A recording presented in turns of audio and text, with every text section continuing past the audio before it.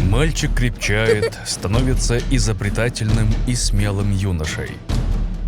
Однако отцу не нравится, каким растет его сын. Он отдает юношу в плен к врагам Юэджи в качестве гарантии того, что они не начнут войну.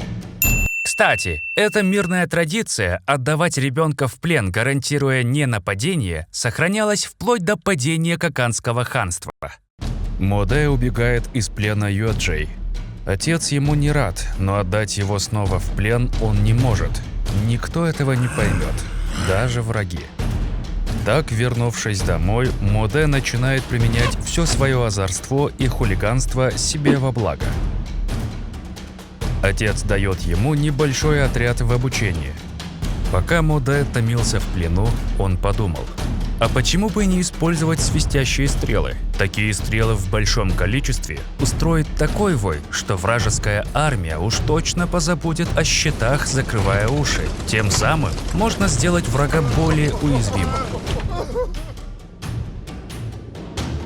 Однажды он привел своего любимого скакуна на тренировку. Модэ приказал отряду стрелять в него. Выстрелила только часть отряда. Остальные оказались в замешательстве. Модэ похвалил стрелявших воинов и приказал убить тех, кто отказался слушаться.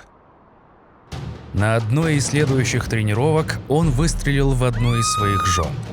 Приказал своим воинам сделать то же самое.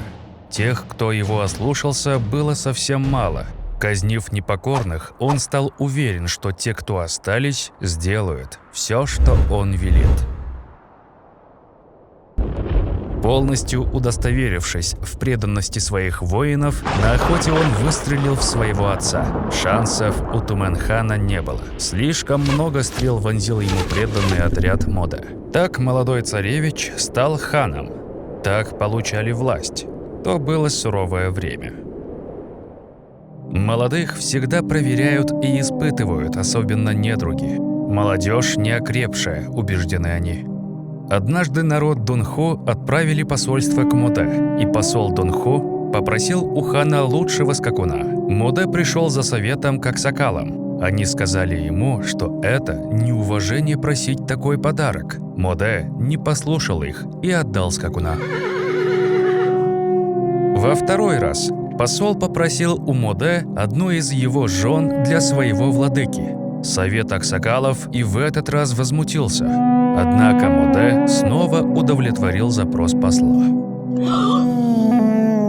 В третий раз посол попросил у Модэ небольшой спорный клочок земли на границе между ханствами. Совет аксакалов посоветовал не воевать из-за этой засушливой и ненужной земли и отдать ее им. Послушав аксакалов, Модэ тотчас приказал отрубить головы всем, кто советовал ему отдать землю. Он отказал послу со словами: «Я могу отдать тебе своего скакуна, ведь это не разрушит мое государство. Я могу взять себе нового.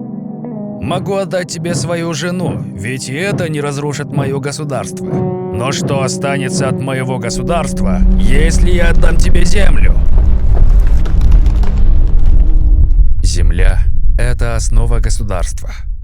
Как и наши предки, так и мы и наши потомки всегда будут за нее воевать. Впоследствии он напал на Дунхо и разгромил их.